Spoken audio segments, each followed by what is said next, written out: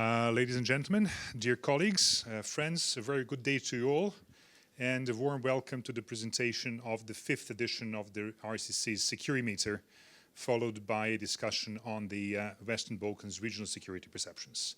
My name is Pavle Janković. I'm the head of the political department at the Regional Cooperation Council, and I'll be moderating today's event for you. We've chosen the Belgrade Security Conference as the venue and occasion to launch the 5th edition of the RCC SecuriMeter, a survey which provides a unique evidence-based perspective on how citizens across the region perceive security.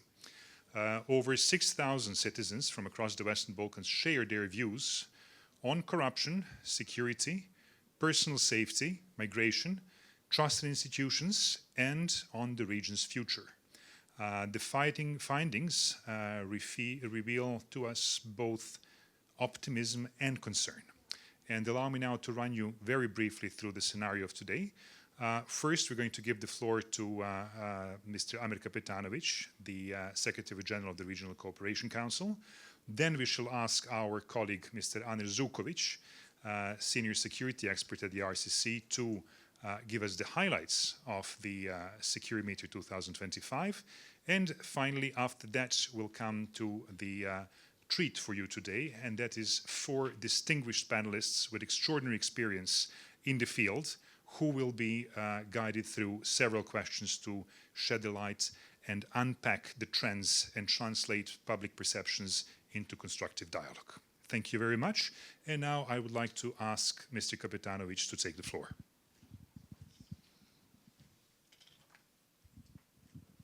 Thank you, Pavle. Thank you all for being here with us. It's really a pleasure, and as Pavle rightly pointed out, it's probably a very good context of this conference and this venue to present 5th edition of the SecuriMeter. I'm not going to, of course, walk you through nitty-gritty and all the data. You will hear from my colleagues. And of course, it's very good that we are going to have a distinguished panelist to reflect on that. What I'm going to say, just to contextualize today's discussion, is actually there are 3 main messages that I would like to share with you as the main messages that are coming not from us, but from 6,000 people across the region. And all these 3 messages have one strong common denominator, and that's the trust. So the first message is that people are increasingly concerned about their institutions, economies, and direction of their societies. Across all 6 Western Balkan economies, citizens highlight the same pressures: inflation, the rising costs of living, corruption, and the feeling that institutions are not performing as they should. One signal is particularly telling. An overwhelming majority, more than 80% of people, and this is consistently being a number throughout, I think, almost a decade, see corruption as widespread. A perception that colors how they evaluate almost every aspect of public life. These concerns are not only about day-to-day safety, but about resilience, economic resilience, institutional stability, and what is even more important, social predictability. So we have the clear shift from fear of threats to fear of decline, which is something that we at RCC, but also policymakers and governments this time around, have to take very, very seriously. Second message is that trust is shaped by delivery, not by declarations. One of the clearest findings from our statistical model, we have this time, because we've been conducting these surveys for many, many years, but this time around we have developed a statistical model that showcases the trends. And our statistical model based on 2025 SecuriMeter data is just how strongly institutional performance affects trust. Perceiving institutions as improving increases trust in them by around 10%, demonstrating that nothing builds confidence like visible, credible delivery and efficiency. Also, those who perceive less corruption report 9% higher trust in institutions. People reward institutions that work transparently and treat citizens equally, and they withdraw their trust when those standards are not met. Across the region, institutional trust remains lowest in parliaments, governments, political parties, even courts, but is increasing when it comes to religious institutions and luckily European Union. So I hope you would agree with me. No slogans or communication strategies can compensate the absence of delivery. Now, we are coming to the third message, which I think I need to end up on a positive note a little bit, is that youth and European Union remain the strongest anchors of trust in the region of Western Balkans. Respondents under 25 years of age consistently show the highest confidence in institutions, particularly the European Union. And our model reveals something important. Citizens who trust their own local institutions are more likely also to trust the European Union institutions.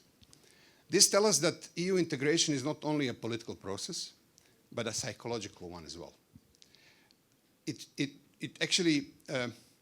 is shaped by hopes, expectations, and attitudes. It also tells us that domestic trust directly strengthens the credibility of the European path, and vice versa, something we discussed and you discussed in previous panel, which is a very, very strong takeaway of mine by being present there. Young people in particular expect fairness, they expect transparency and opportunities comparable to those in EU member states. They see themselves in a broader European space, and they expect their institutions to reflect that vision. Harnessing that trust and not disappointing may be one of the most important strategic investments in our region. So to sum it up, what and why does SecuriMeter tells us, and why does it matter this time around? It tells us actually that foundations of security in the Western Balkans are not only military or geopolitical, they are institutional. Security today depends on whether people feel that institutions are fair, that corruption is not the rule, that their economy's future is stable, and that their path towards European remains real and credible. And when the European perspective is tangible, trust grows, as we see in Albania and Montenegro, across many generations, not only among youngsters. And trust is not simply an emotion. Trust is an operating system that allows societies, markets, and institutions to function. When trust is grounded in predictable, rule-based behavior, cooperation becomes easier and the cost of working together falls. Our responsibility, so as policymaker, as regional organizations, civil society, practitioners, is to ensure that this evidence-based becomes an action, that trust becomes an operating system, not just an emotion, and that citizens see stability, fairness, and opportunity reflected back at them through work we do. So, because in this region, as basically in any other region, security is no longer only about threats, security also is about trust. So thank you very much once again for being with us, and I hope now I'll pass the floor to Aner Zuković to really walk you through SecuriMeter 2025. Thank you.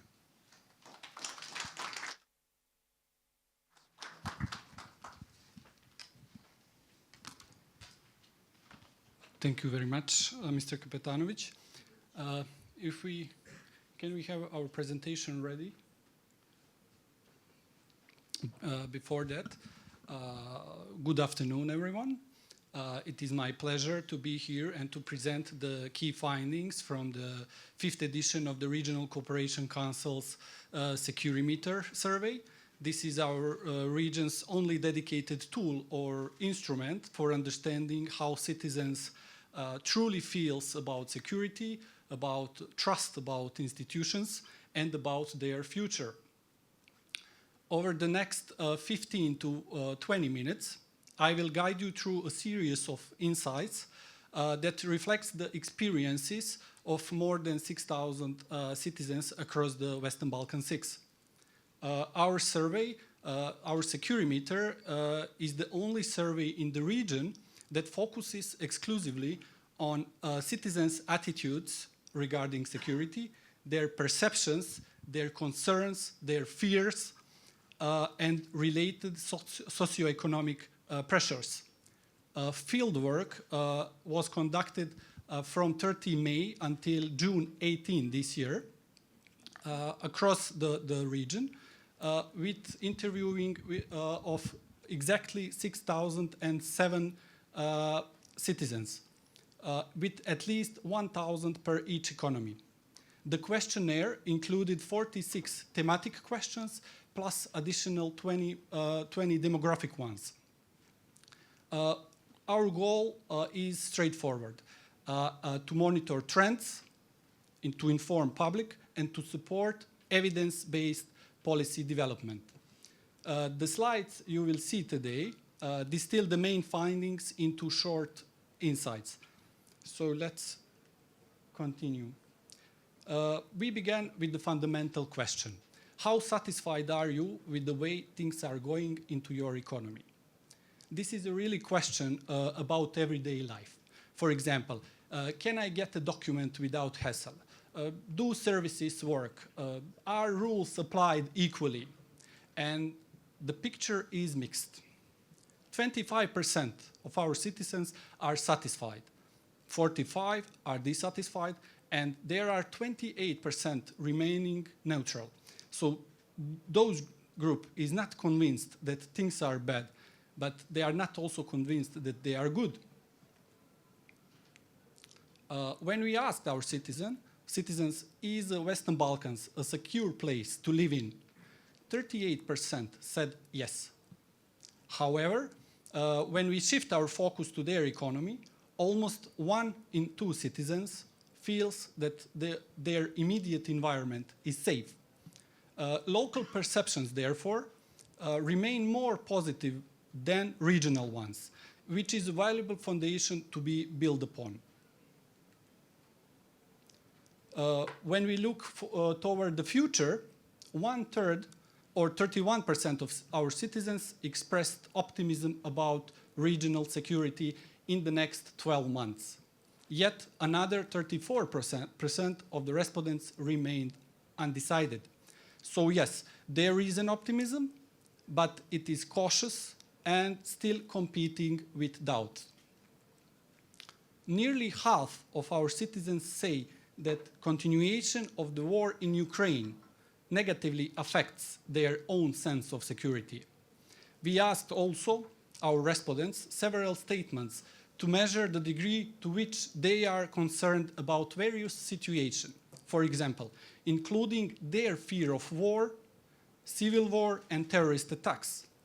And their strongest fears are war involving their economy for 46%, war between Western Balkan economies, 45%, followed by concerns of civil war and terrorist attacks at around 42%. When we zoom in from geopolitics to daily life, the picture improves here. So 53% of citizens feel personally secure.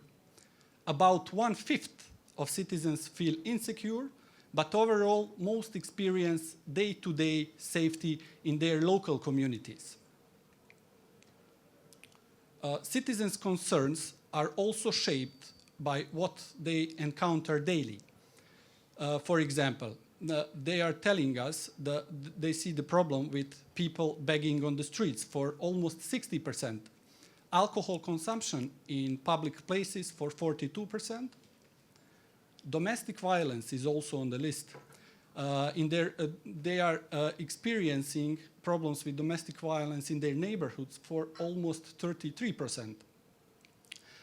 These issues I just mentioned and they are not always be classified as a violent crime, but definitely they strongly and absolutely influence how safe people feel. In order to protect themselves, Most common personal security measures taken by citizens are that they are not, that they are avoiding carrying much cash with them. They prefer not to go out at night for 36%, and they are installing video surveillance systems for 21%. Also, some of them will choose to carry a weapon, around 3%. Regarding citizens' satisfaction with public security measures, they are reporting satisfaction with two things. First is street lighting, and second is emergency services response efficiency. But citizens are dissatisfied and would like to see improvements with another two things. First one is regular police patrols, and second one is visibility of police in public spaces. One part of our survey that always catches attention is the questions around gun ownership. We asked our citizens directly, would you consider owning a gun? And only 2% of respondents actually owns a firearm, which is low by any standard in Europe. I double-checked this, and I found a study in the European Commission's firearm in European Union where it stated that there are currently about 5% of EU citizens owning a firearm. But in our survey, what stands out is that almost 10% are considering getting one. And when we asked why, they answered because of personal protection as the main driver, hunting and sports come next, and the third place they mentioned it's a family tradition, which is probably a cultural element that still lives in our region. The share of citizens who consider owning a gun as a preparation for a potential conflict or unrest has remained relatively low, generally under 5%. One exemption occurred 3 years ago in 2022 when this figure spiked to 16%, and likely it's influenced by the Russian war on Ukraine. Also, this directly links with two other findings. Firstly, when we asked citizens how threatened they feel by the illegal possession or misuse of firearms in their own neighborhood, whether in crime, domestic violence, celebratory shooting, their responses were striking. Across the region, majority, 56% said that they feel threatened or very threatened. Secondly, citizens see illegal possession and trafficking of firearms as one of the most serious security threats in their economy. On average, nearly 2/3 perceive it moderately, very, or extremely serious, with a regional mean of 3.6 out of 5. Long story short, citizens are not heavily armed, but many feel the environment around them is. And that shapes how they think about their own security. Let's move to personal security. Personal security in our region is inseparable from economic pressure. Across all economies, the high cost of living is the top concern. It's more dominant than any other geopolitical or security issue. Only 35% of our citizens feel confident they can pay their monthly bills. Only about 1/3 of households could manage an unexpected expense of 1,000 euros or to pay their debts or to change their worn-out furniture. And 44% say they can afford 1 week vacation. And what else are the key concerns of our citizens? It's inflation, their pensions, their wages, and also corruption, as Secretary General already mentioned.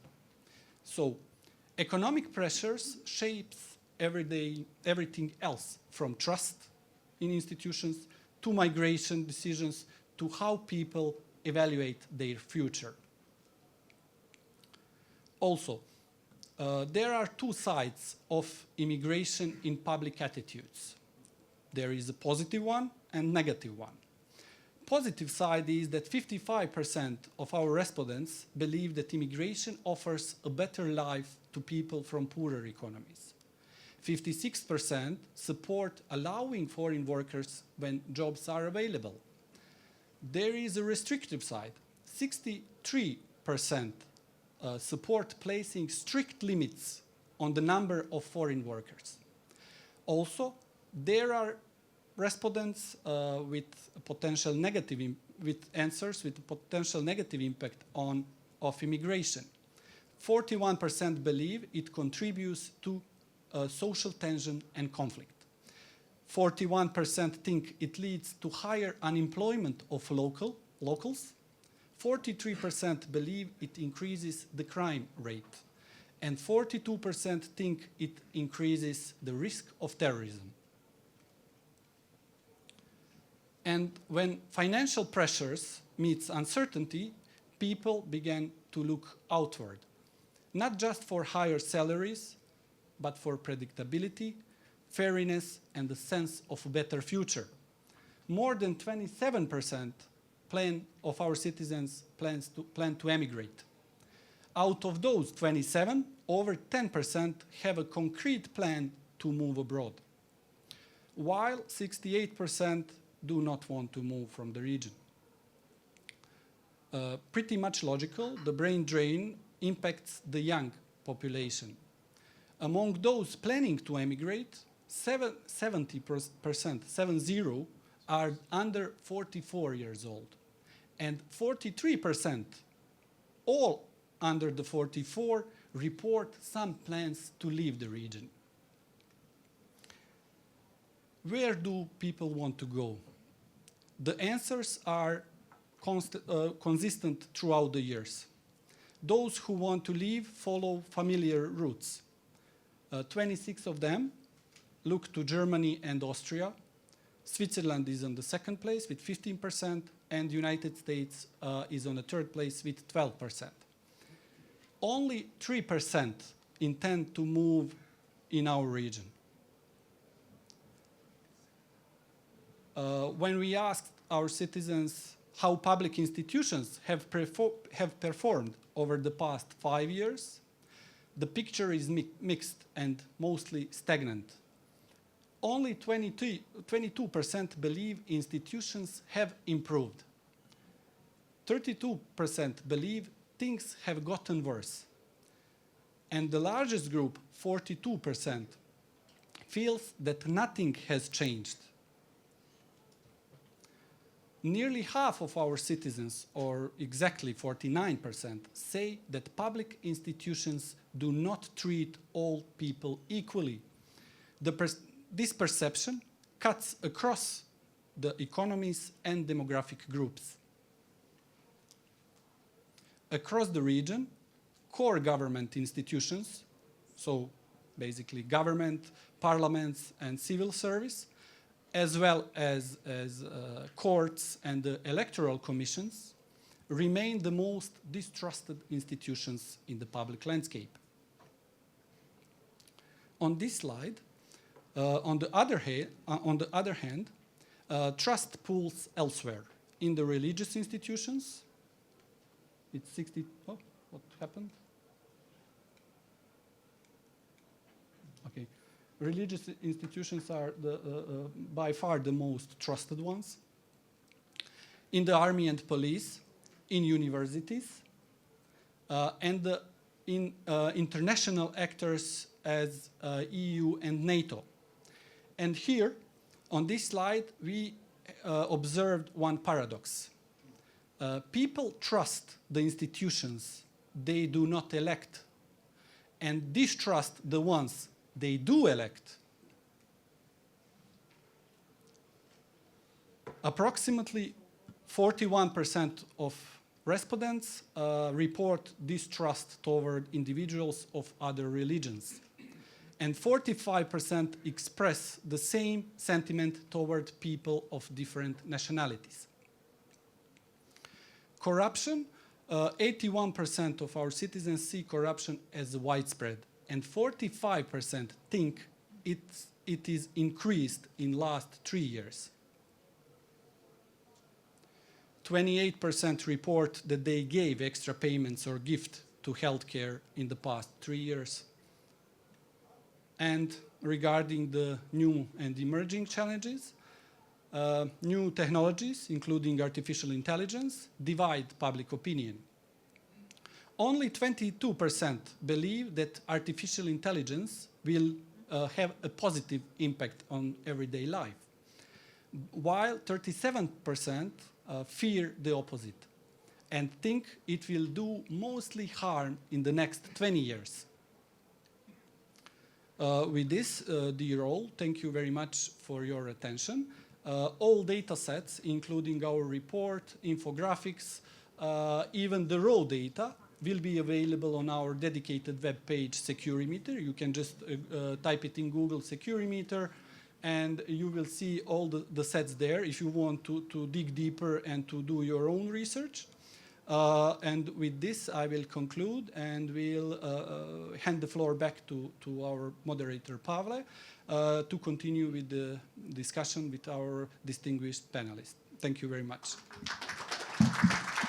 All right. Well, ladies, thank you so much for taking the time to join us today at the panel. And I feel particularly honored to be able to chair and to moderate, sorry, not to chair, to moderate. I have to get used to the idea. Again, to moderate this distinguished panel. Yes, it's a former lifetime, you know, sharing so many things, for God's sakes. Yes. Without further ado, from my right-hand side, we have Ms. Tijana Rečević, PhD, assistant professor at the University of Belgrade, Ms. Nikolina Stojanovska, Market Vision, Skopje, Ms. Iliriana Gjoni, research analyst, Carnegie Europe, and Ms. Sonja Stojanović, Gajić, PhD, researcher at the University of Rijeka. I almost said Belgrade. All right, so we have about 7 questions. We have a bit over 40 minutes to make use of this, and hopefully leave also a few minutes for our distinguished audience to ask a few questions, if possible. So we'll go through the questions gradually, and I'll ask you to give your experience and insights, really, to share this with the audience and try to unpack some of these things and trends and to highlight them for our audience. So if I may, for first one, I will ask Ms. Rečević and Ms. Gjoni to share this particular question. The SecuriMeter data show that only around 38% of citizens consider the region secure, while over 80% see corruption as widespread. Ms. Rečević, what does this tell us about the link between governance and perceived security in the Western Balkans? Should I turn this on? I think it's on. Fine. Thank you very much for the question, but also thank you very much for inviting me to be here today on the presentation of this year results of SecuriMeter. And I would really like to use this opportunity to thank RCC and also the entire team in charge, I believe, for in the previous years for SecuriMeter, because it is indeed a valuable source for us as researchers. It is a valuable source at a university for teaching, and it's also one of those sources which encourage you that different kinds of meters, indexes, and scoreboards we actually need can sustain and survive time and allow us actually to trace some trends over time. So in terms of the question you posed, again, it calls one analytical distinction we often insist on when we talk about these matters, about this entire difference between security and safety. And we often try to offer artificial, actually, division between these concepts, arguing that security is often about the intentional harm, and that on the other hand, safety is about unintentional harm and the perception of how affected are you with these types of harms? And that, again, is important, we would say, because it immediately tells a story about who is in charge of providing that kind of security or safety, and what are often the emotions which are actually citizens feel. Is it fear when we actually face something, a threat we can name and we can somehow precisely locate, or is it about this entire feeling of anxiety, about unease, about this sense of not being very sure about what is threatening you, but you do feel in some way unsafe. And I believe that these percentages actually, in a way, tell a story about these concepts and probably how the reality, unfortunately, is shrinking this analytical precision between them and making them overlap, because we do see that they practically meet in this idea, which has been constantly here, about the trust and this perception of low trust dominantly in the institutions, and often illustrated through these high percentages across region in terms of the corruptions and different kinds of corruption. So we came to the point when some of these slogans, such as corruption kills, have become less metaphorical than we would ever like to see. That we practically live in the times, and not only in the region, but now we are talking about the trends in the region, and obviously I'm probably affected by the case of Serbia as well, and the events from the last year and couple of last years, when we do see the situation that unsafe roads, weakening building standards, both public and private, and different aspects of corruption in law enforcement, etc., do increase this feeling of unsafety among the citizens, because this link between physical safety and this feeling of the trust and the entire perception of corruption have become more direct and more physical, and that obviously impacts, and we do see this in the numbers, this feeling among the public. And this is, again, something which, as you've shown earlier, multiplies pretty much every aspect of security and safety we talk here. It becomes a push factor for immigration. It becomes, it impacts the level of, confidence in media, the level of confidence, trust in police, all the decision whether you're going to turn to police if you have a problem, or whether you buy a gun, or how you'll behave, what are the patterns you're going to use in order to increase your safety and security, are obviously changing in a direction which is not a pink one. So these are my initial thoughts on this. Thank you so much, Ms. Rečević. Now perhaps I can go to Ms. Gjoni for a question, basically, which is continuation of this statement. And are we dealing with a trust deficit rather than a security deficit? What do you think?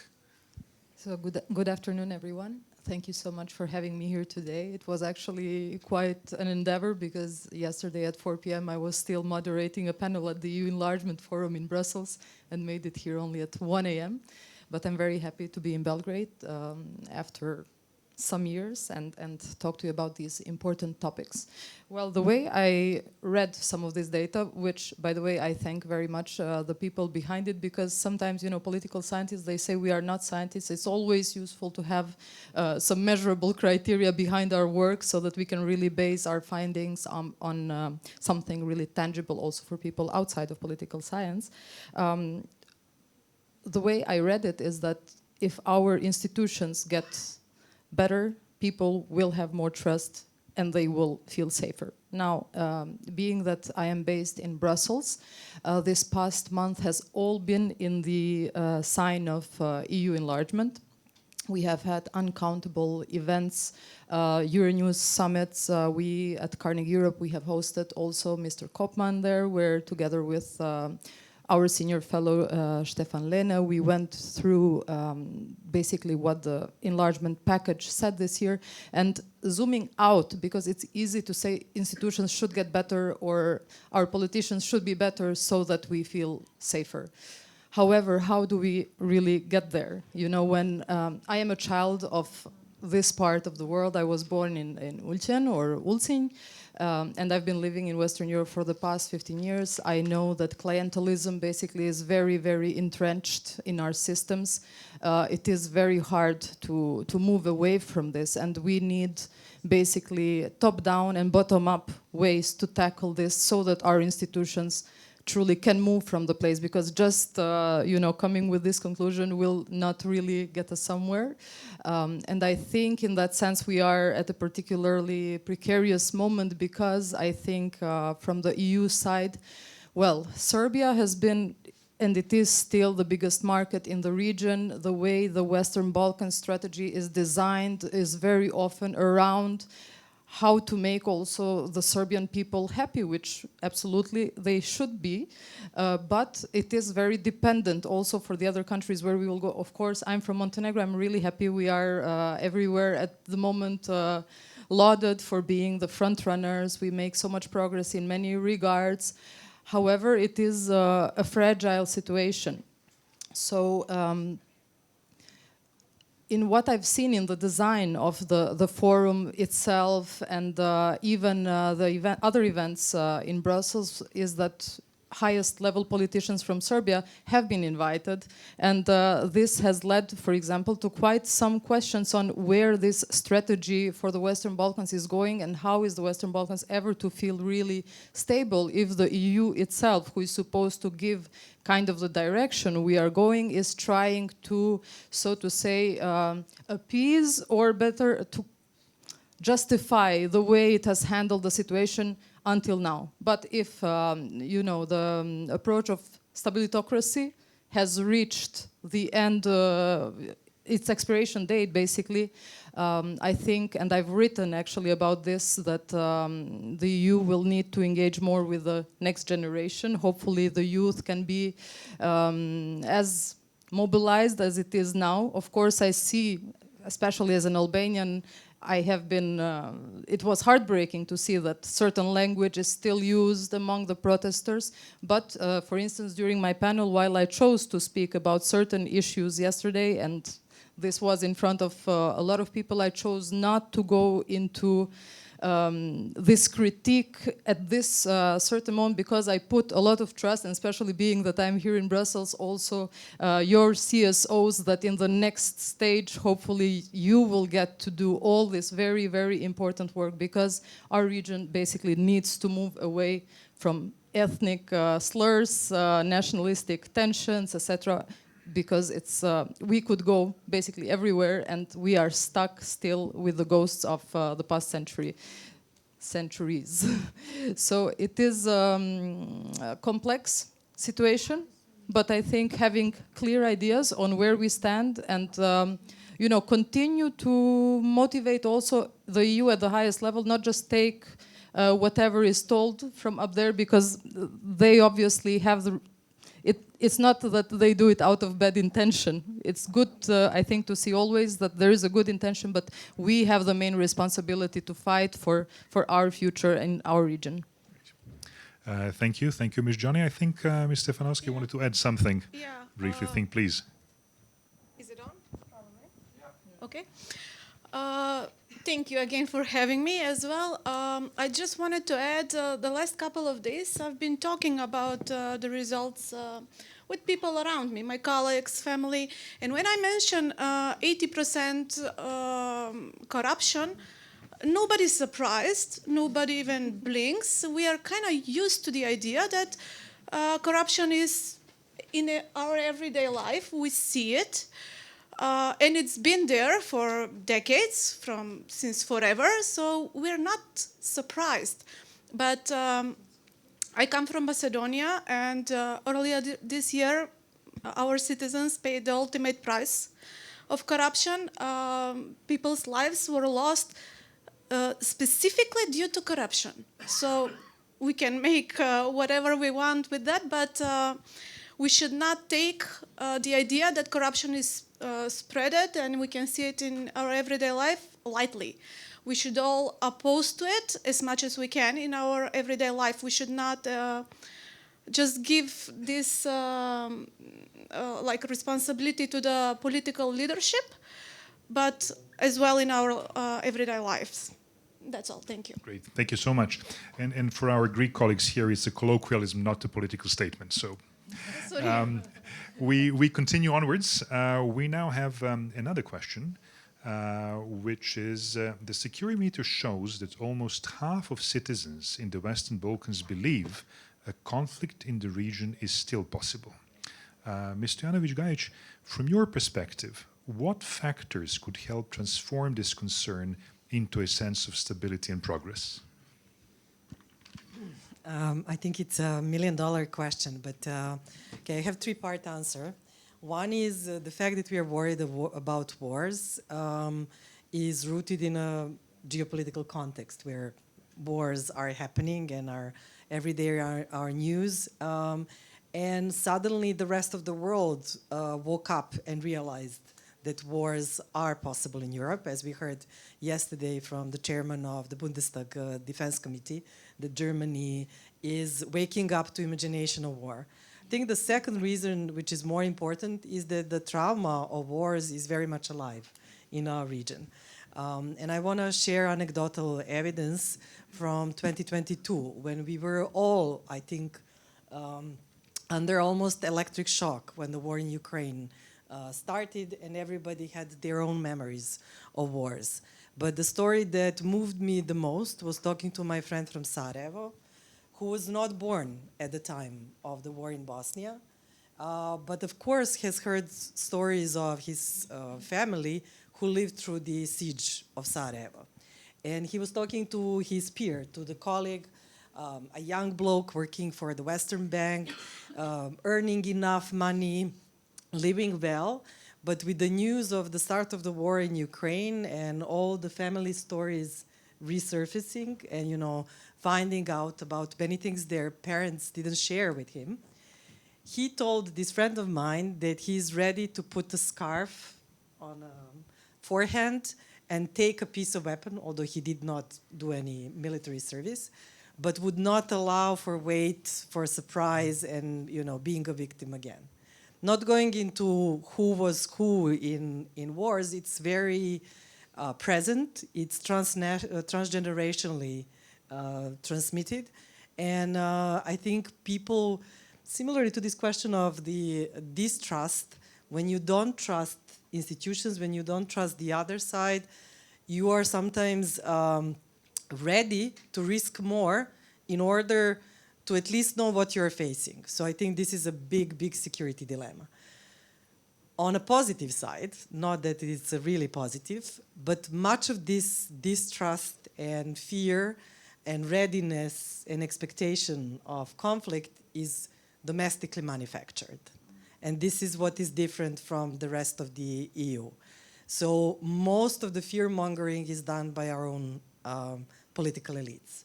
I'm currently engaged in the academic project that looks into geopolitical competition and enlargement, and as a part of research on disinformation, this has been a consistent finding throughout the region.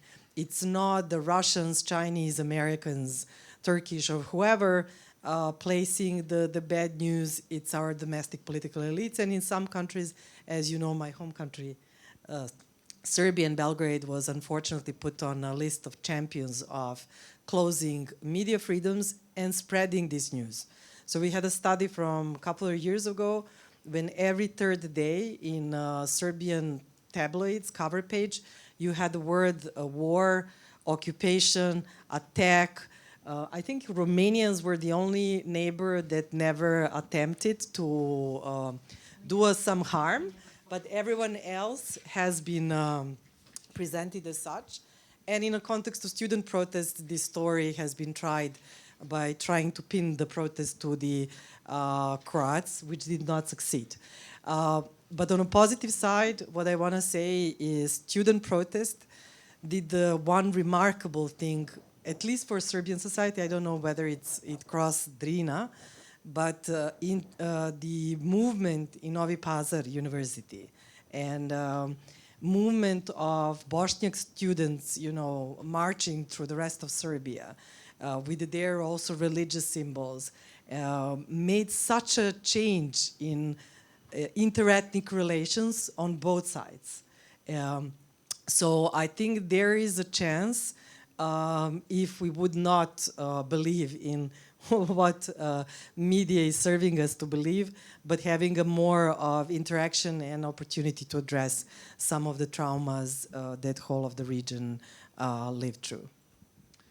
Thank you. Thank you so much. First, what you mentioned about trauma and highlighting it with a very concrete example. There are many studies showing that what we have not done to resolve the traumas of the Second World War may have gotten us into the 1990s. And hopefully, as we move closer to the European Union, we're going to be able to probably spend a bit more time on resolving the traumas of the 90s as well.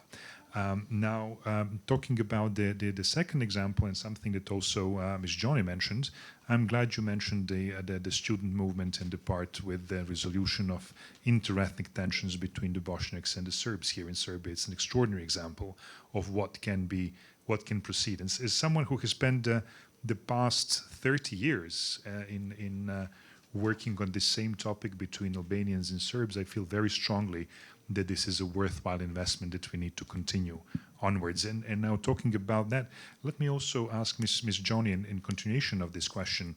When you look more at this particular issue of conflict in the region still being possible, do you think it is more a result of today's geopolitics or of challenges within the region itself in governance, in communication, perhaps even trust? Well, I went a little bit deeper into the data you provided us, and for me it was interesting to see that in countries, even though it's one of the sensitive spots in the Western Balkans, in Kosovo actually the feeling of a possible conflict was rather low, which is a positive finding, obviously. But then I think it's also connected with the fact that the higher the perception of corruption in the country, then also the higher the chance of conflict to be present. I think this tells us a lot, especially because these findings were more present in countries that have higher polarization and politicization of the ethnic element in their political agenda, in the sense by us, sadly, politicians win elections by being nationalistic, which is something that, for instance, in developed countries is controlled by the constitution. The constitutional court can put you out of your activity as a politician if you are enticing your constituency to move towards a nationalistic feeling or action.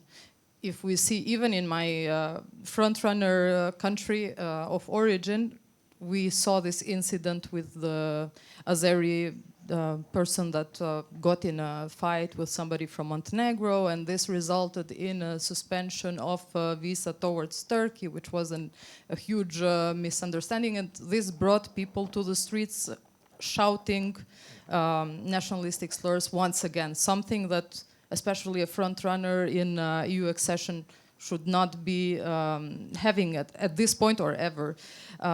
In this sense, I think if we do move ahead towards EU accession, and I think the more these visits from the EU to the region and from the region to the EU happen, the more there will be best practices exchange, the more awareness there will be how things are done in societies where they have moved away from these experiences. And in that regard, maybe I want to bring in a certain angle, which is specific to myself, as next to being a political scientist, I'm also a pianist. I studied piano until basically 5-6 years ago when I decided to embark on this path. I won a research grant to go to the historical archives of the UI with a project that studies cultural collaborations between French and the German after the Second World War, and how that helped to relieve the trauma forge EU identity and create this sentiment of EU enlargement in the past. Because I feel how things have been done by us until now is not really working. It's been already a long time, and the ethnic hate sadly is not getting lower. And what I found in my research, which eventually will be published, but I will give you just some nuggets right now, is that they proceeded basically with young people exchange without having resolved yet the issue, language courses, creating cultural projects together, etc., so that people can experience each other in their human dimension. Having lived with people from Serbia during my years of study in Karlsruhe in Germany, you know, it creates, it makes of the enemy, quote unquote, which is a bad word to use, it makes a person. And you see that they are going through the same struggles. And I think creating this kind of opportunities for our youth would be completely life-changing. We need something like that so that we humanize each other, so we really experience the other as, you know, we have much more in common with each other than we have with the people of the rest of Europe. And that's something I think beautiful to connect with and to create, especially in the next generations, a different narrative. Yes. Yeah, well, thank you. Thank you very much for that. And there are quite a few organizations in the region now dealing with really helping the youth. Some of them, of course, supported by the governments and working on models that you worked in Europe as well. But thank you for pointing that out. May I now come back to Ms. Stojanović Gajić for the third question, and I will just ask you, please, to be concise, because there are a couple more questions, and I'd really like to leave a few minutes for the audience, if possible. 27% of respondents say they intend to emigrate, and the cost of living ranks among their top concerns. From a development perspective, how does economic insecurity translate into a human security challenge, and what policy levers can reverse this trend? I'm not an economic expert. I'll try something easier yes, next. Yeah, I'm not an economic expert, so I wouldn't dare to, you know, design the policies for economy. But I can link it back to the question of security. So one way is some of our governments are happy to let people vote by their feet, leave, especially because these are young people that are protesting. But it's also important, and here I'll disagree to my predecessor, to know that actually in our region, young people, by previous surveys, have been less trustworthy to the other ethnicity than their parents or grandparents, because they haven't had different experiences, and it has been especially linked to the young, unemployed male men. And this is consistent also with the broader European trend, and this is that the more radical, kind of right, exclusionary, also violent tactics are acceptable among young men who do not have possibility to fulfill some basic needs, economic needs, and so on. So I think it's a very important issue. The hope that I have from this survey and from other surveys recently done is that in Serbia, young people seem to still many are considering of leaving, but more are ready to stay and fight for institutions. And they are ready to change things. And I wanted to highlight one question for which I think the SecuriMeter is unique, and I haven't seen in EU barometer in other similar research, and this is the trade-off between freedom and security. This question is usually not asked. When these kind of surveys are done, they are either looking from the top, wars, conflicts, or so on, or from the bottom, and rarely about the political institutions. And it was very encouraging to see that in Serbia, 2/3 of people would not trade security for freedom. Or discouraging to see that 2/3 of citizens of Albania would trade off freedom for security, which is a worrying trend in EU. So recent research, for example, of major EU countries showed that citizens are disappointed in democracy. I think Sweden was the only country where they were more happy to keep democracy than, you know, to trade it off for security. So I think there are some positive signs. Serbia, there are other countries here, Kosovo, Montenegro, Bosnia and Herzegovina, with all the pessimism where people are willing to fight for something new. And the good sign from your research is also that young people are more open to the changes like AI and are kind of getting ready to deal with them. So to conclude, we should not look at any group as cohesive, and the gender plays a role, and the economy should address also this issue. Who do we create opportunities for, and how it's communicated to their identities? Thank you very much for that, and thank you also for highlighting these elements of the SecuriMeter, which we feel really was important to be highlighted, the trade-off between freedom and security. The omnipresent question that we have in security sector reform as well. We'll make sure to invite you again.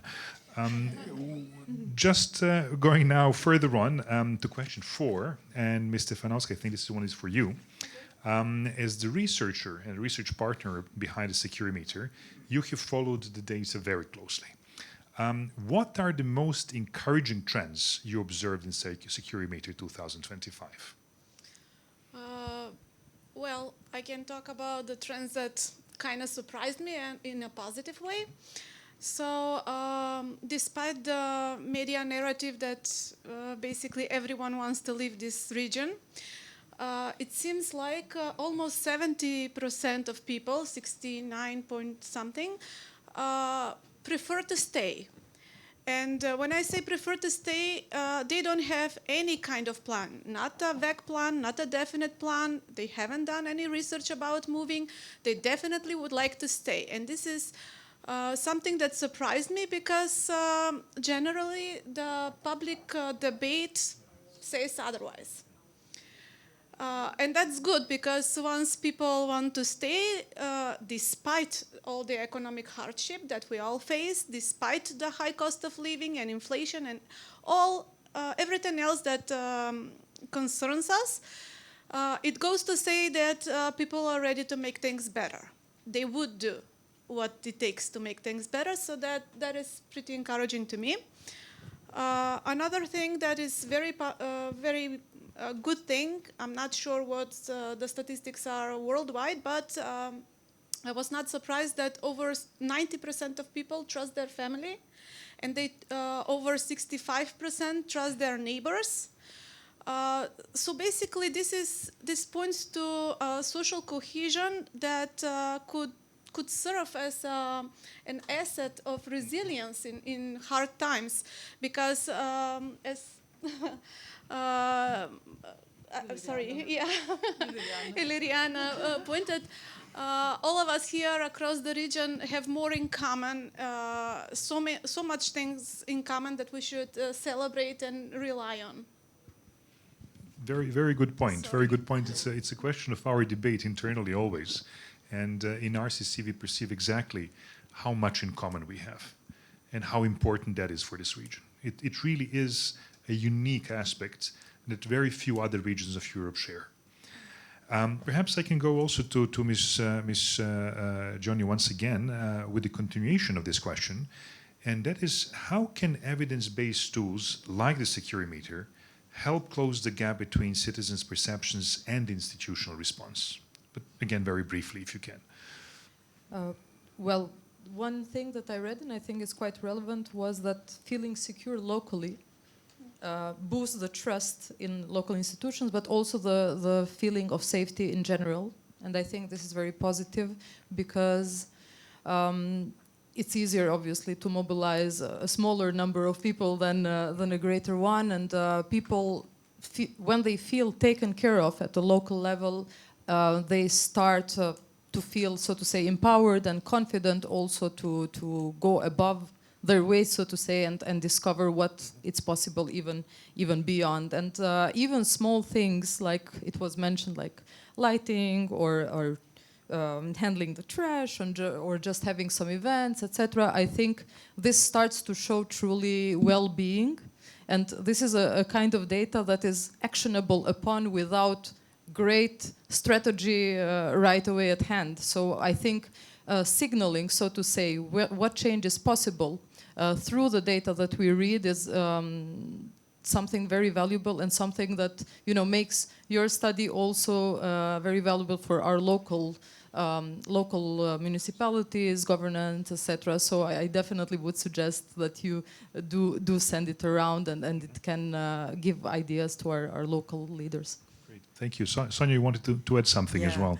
If I would read your findings and be a politician, I would cut the budget for defense, increase the funding for health, welfare, employment, and also look for fight against corruption. So in a nutshell, I think what citizens care about and what drives them away from this region is unfairness of opportunities and lack of delivery of public goods. So this less securitized public goods is what we are missing.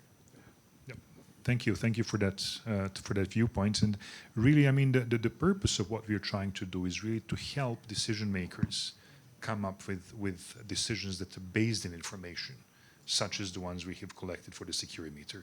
Now, talking about perhaps the element of education, Ms. Rečević, as an educator, education often plays a quiet but long-term role in resilience. How can universities strengthen trust in institutions and reduce the feeling of insecurity that SecuriMeter identifies? Thank you so much. So as you said, education is the long-term, the source to long-term resilience, and practically any attempt, if it's even possible, to ignore education in a long-term strategy of any country is doomed to failure. And no practically country, regardless of their quality of their democracy, which looks into future and projects its own power, whether regional, global, or whatever, is actually bases and centers its strategy around education. If you would look into China's, for instance, development strategies, all of them have been practically centered around education. And in that sense, and I know that obviously I'll try to be more optimistic than in my first addressing for my own well-being as well, believing that education indeed is a source of progress. And we've tackled several actually points here which do already, there is an elephant in the room with the students' movement and protests in Serbia. And even if we leave for a second aside the outcome of this entire protest or movement and process, so to say, there are already huge positive developments happening through this movement, sending a message that one of the major, practically the major aim of every university and education is indeed education of students, and education which assumes, of course, gaining technical skills, specialized knowledge, but also education in terms of like the critical literacy, critical media literacy, and everything we also mentioned today. And we already see some big measurable changes. Sonja mentioned this entire change in this move in Serbia, in particular, in the data of SecuriMeter about this trade-off between security and freedom. And when we talk about this, it's not only about talking about students today, we're also talking about leaders of tomorrow, in a sense of educating a whole new idea of policymakers who are with this mindset. And there are other things we've seen in SecuriMeter as well, but also in other recent evidence suggesting that the year behind us, at least in Serbia, has been very critical in the changing of the long-term political culture patterns, such as one of the reports, am I allowed to mention the source? The report by the KOMS, by the Krovna Organizacija Mladih, so the Serbia's National Youth Council, a report about these alternative reports about the youth values and actually their attitudes, signalizes at least two very important points. One is that there is a huge increase in the percentage of the public, of the youth, which is willing to participate in different kinds of political governance. We don't even have to say politics, but governance from the local to the central level. And the second important, which has not been always the case, and SecuriMeter also captures this trend. Another important thing is that if you look at the share of the youth, which when they're asked about the ideal system of governance for Serbia, they would usually say democracy, but then there is a pattern saying a huge percentage, even close to like 2/3 in the previous years, saying that democracy is fine, but still like strong-handed with a strong leader. This year, we have a huge decrease, like talking about 30%, which is critical, you know, for one generation recorded change, that we do need democracy, but we don't need a very strong leader. We don't need a strong head to guide us. And this is, again, another very important trend, which brings us hope that this critical and civic education, which university is the strongest pillar, will actually help us have a stronger, better future. And just on this note, and related to some of the things which have been said here, universities are also part of education of obviously the students, but also education of brokers of the knowledge between the universities themselves as the hubs of knowledge and research and the broader public. And many of the things we mentioned today about these dangerous trends, about even this, we started with the percentage of the public being how frightened we are by the idea of a conflict in the region, while being lower than the percentage of perception of corruption is still high. And we said that it's usually about the narratives proposed by political elites across the entire region. So many of the people from the university, from different aspects of the university, but also university, but entire research community, are actually using their voices, again, in order to educate that the war is not coming, or if it's coming, where is it coming from? And in that sense, even this fear, which is translated from some, this sense of that other conflicts in other regions, in Middle East, in Ukraine, are also increasing our anxiety about conflicts. It's some of the research says that the dominant paradigm among the general public is realism, as such, folk realism, based on very common sense explanations. I know common sense became almost a rude word in international relations, but it actually says that we rely on some shortcuts, cognitive shortcuts, in order to judge very complex things, such as when the elephants fight, the grass suffers. So from our perspective, seeing that we are small and witnessing this throughout history, it's quite normal to see that we do feel increasingly frightened by so we do need specialized knowledge, again, to send a voice about, to desecuritize some of the things happening in the region, across the globe, and securitize some others, such as corruption, etc. And this is where the research also comes with the evidence-based research, your research. If I may add just one sentence. Regarding this education dimension, I think it's very valuable also to consider not to wait until university, but already kindergartens can start with kind of civic education, mock democratic processes, strengthen critical thinking from an early day, and especially since, sadly, violent crime is disproportionately more common to be committed by male than female, introduce soft skills also in the education of our boys, have, I don't know, arts classes, meditation classes, etc., just to move, so to say, from this black and white or pink and blue approach to gender. I think this would also help. Recently, I was invited at a panel at UN Women in Brussels, and one example that they brought was the rugby representation in Georgia, who apparently was wearing gender equality shirts, etc., and seeing these big guys with, gender supportive messaging, it really helped to to create this idea that strong men don't have to be violent, strong men can also be soft and kind to their women, etc. I think we need this diversified approach. Thank you. It's a very good point and very pertinent to our region where certain stereotypes still exist. We're having very little time. Do you guys mind if we chip slightly into your lunch break? A few minutes. I hope you will not mind. Just in continuation of the academic part. Yeah. I will just have this last little element that I wanted to ask.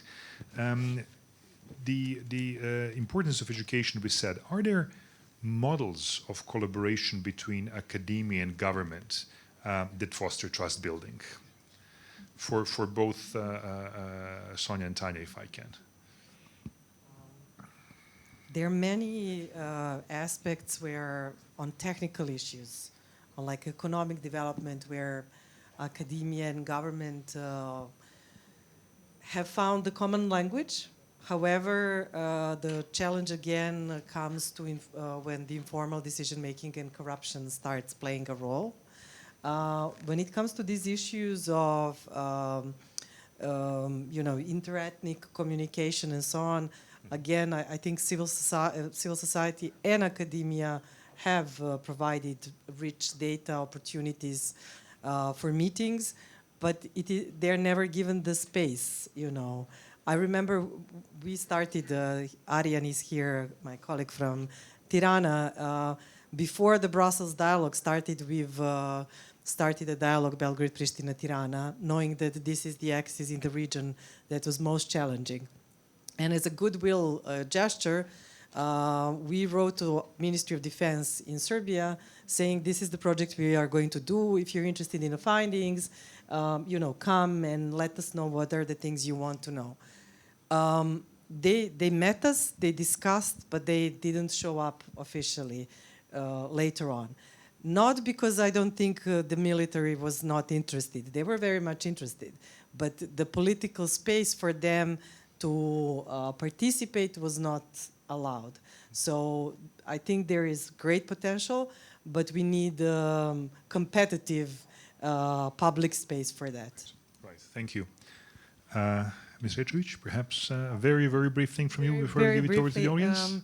So yes, I would say that we've had some positive examples of cooperation between, and I'm looking into obviously now in the case of Serbia, but I know that there have been some similar cases, examples in the region as well. So, for instance, in terms of the research, there were some positive developments in Serbia, like the establishment of the Science Fund of the Republic of Serbia, which was aimed at, providing funds for the critical research from the local researchers.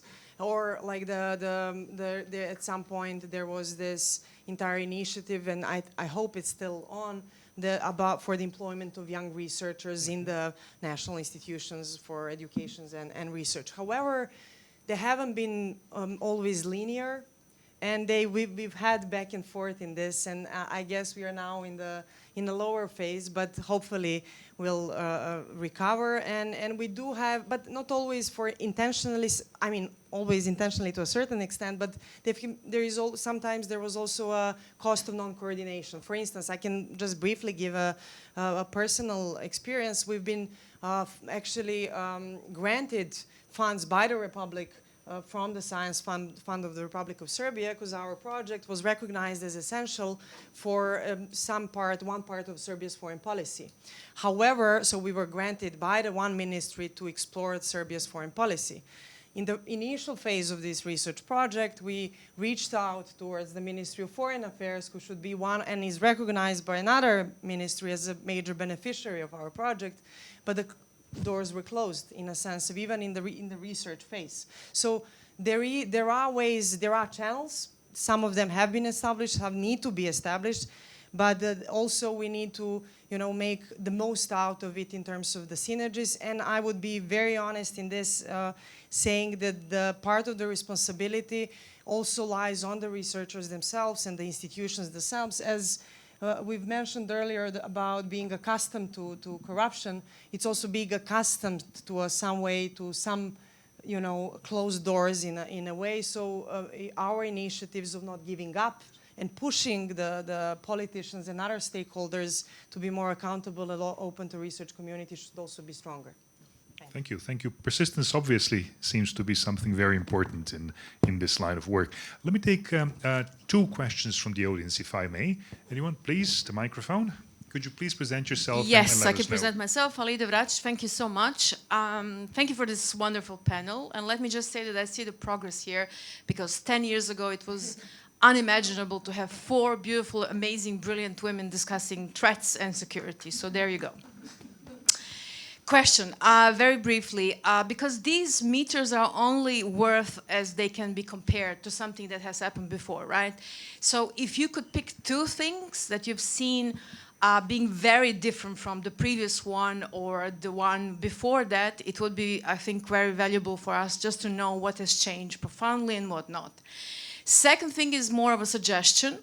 I think this is extremely valuable, but only if we do a sort of a deep dive into one of these findings. So pick any, I mean, that's an idea for whoever, and then go very, very deep dive into what it actually means, because we might end up with debunking it altogether or maybe confirming it and validating it. Thank you so much. Yes, thank you so much for the question. I think we would need another hour for that last part.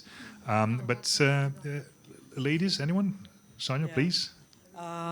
The big difference for me is the level of polarization in Serbia. One thing we haven't shared, there is a strong fear of civil war. So we discussed interstate war, but Serbia stands out with the fear of civil war. On all findings related to the trust of institutions, governance as such, Serbia is way more pessimistic. But on all findings related to the agency, to the possibility to change something, Serbia stands out, as I quoted, with the finding related to the freedom and security. So for me, this has been a major thing. And the other, we didn't have a chance to look at the data, you know, who is behind the numbers. It's going to be published in future. But my impression is, and we can check whether this is true, that youth seems to be more active than in previous years. But this is just impression. Great, thank you. Do we have another question? All right. Well, in that case, I will close the panel. First of all, allow me to express my profound gratitude to you ladies for taking the time and for helping our audience go through the findings of the SecuriMeter.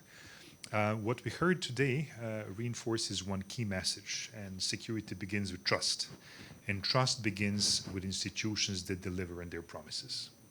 The SecuriMeter tells us where we stand, but it is our partnerships, reforms, and cooperation that will determine where we go next. On behalf of the Regional Cooperation Council, I would like to thank our panelists, our partners, the audience, as well as the Belgrade Security Conference team for hosting us. Thank you so much, and looking forward to seeing you again next year.